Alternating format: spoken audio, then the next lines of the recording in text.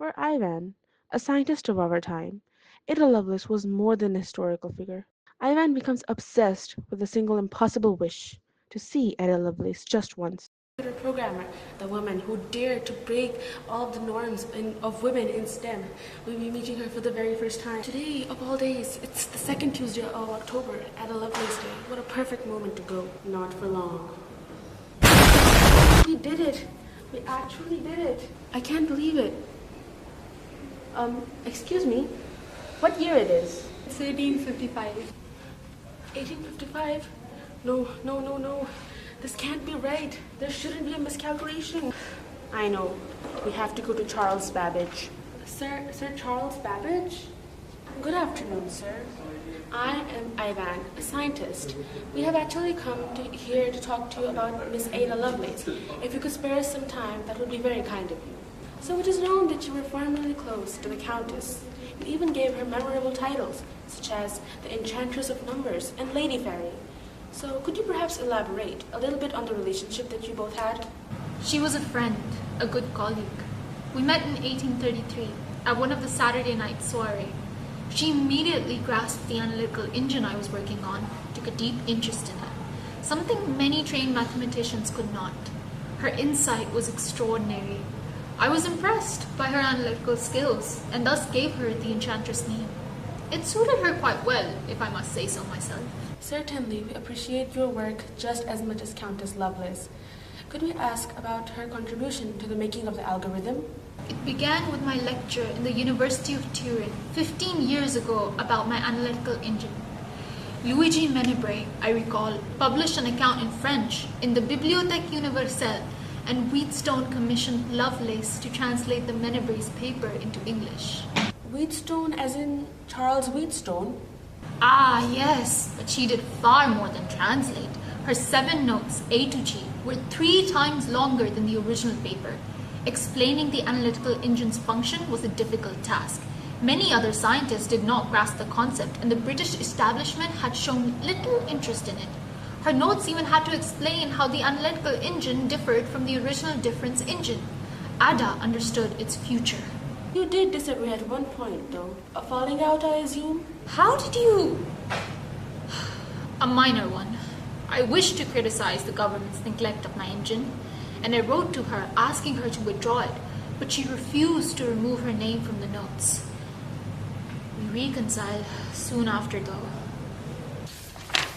These notes are important in the early history of computers, especially since Noji described in complete detail a method of calculating a sequence of Bernoulli numbers using the analytical engine, which might have happened correctly if it had been built.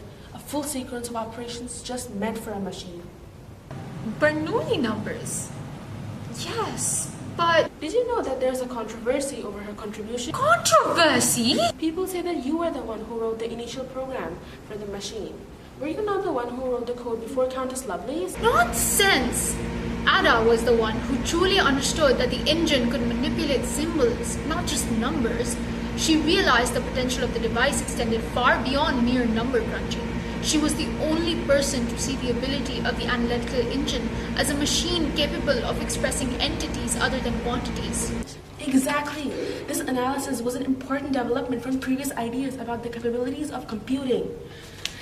It anticipated the implications of modern computing 100 years before they were even realized. 100 years. 100 years? Young man, it hasn't even been... Enthusiasm. We should go. Thank you for your time, Sir Charles Babbage. Yes, thank you, sir. Goodbye. Most peculiar visitors. Sorry, I just... Hearing it from him wasn't enough. This feels right. I hope we're at the right place. Or well, time. We made it. She's alive. Ada Lovelace. Wait, I'll go and check outside. I'm terribly sorry, miss. Countess Lovelace, you seem rather misplaced. Who might you be, and why are you here so abruptly in my study? Are you from the Poet Society? Forgive us, Lady Lovelace. We are actually travelers, scholars in a sense, who have traveled very far to come and meet you. Well, if you mean for my inspiration of poetry, then that's a very detailed conversation. Ideas, I have many, but time, less so. However, I can make an exception for you folks if you let me see the peculiar machine of yours. Our time machine? Well, I suppose so, even though it is a bit faulty. Very well, sit. Let us see if your questions are worthy of my answers. My mother ensured that poetry would not consume me as it did my father. I was trained rigorously in maths and logic, yet, ironically, I inherited his imagination.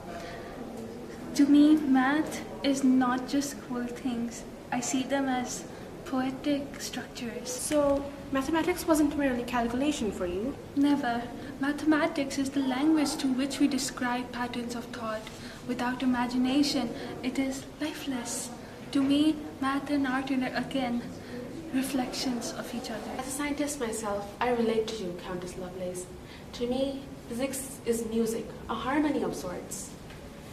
Furthermore, it's well known that you studied under prominent mathematicians like Augustus de Morgan. For instance, did that formal education ever satisfy you? Not quite. Formal education was not built for women like me. I learned through self-study, letters, and private tutors. Every theorem I understood was a part of my rebellion. It is very admirable of you, Countess. Indeed, it is your profound courage which made your contemporary Charles Babbage recognize you with such profoundness. You met Charles? Indeed. Initially, we landed in the year 1855, where we met Sir Charles Babbage. Your collaboration with Charles Babbage changed history. Tell us about the analytical engine. Oh my! Changing history is a significant leap.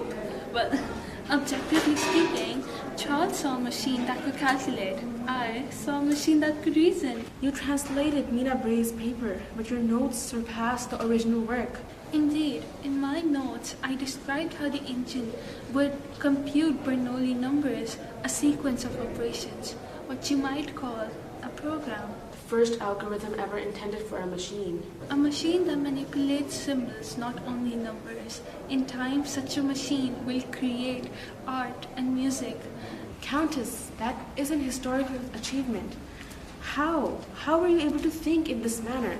Or more specifically, how do you view scientific inquiry in itself? Vision without imagination is blind. Science must carry rigor with creativity. That is what I call poetical science. Nonetheless, Countess, that philosophy was radical for your time. So was the idea of a woman thinking freely. I hope times have changed for the better where you are from. Indeed, they have, Countess. Furthermore, you have played a very important role in that part. You endured illness, financial difficulty, and public dismissal. If I may ask, what sustained you? It was difficult, but the belief that knowledge, once written, survives its author is what helped me get through. I may be ignored now, but truth is patient. I know hard work will be rewarded someday. Do you ever worry about how these machines would be used in the future? Well, of course, any tool reflects the intent of its creator. Responsibility belongs not to the machine, but those who command it. Power in the wrong hands can cause chaos, undoubtedly. As you said, you hold a great responsibility in the future of this machine. If this machine were to be used in the future, how would you want it to be remembered as? Not as curiosity, and not as a footnote of man's invention, but as someone who glimpsed what computation could become. As a woman who brought a change. Lady Lovelace, your ideas inspire generations. There's even a day named after you in honor of your memory. A day? The second Tuesday of October. It is remembered as Lady Lovelace Day, in memory of the world's first computer programmer. How delightfully specific. Then I suppose my work was not in vain. Countess, would you like to have a look? I would be delighted to.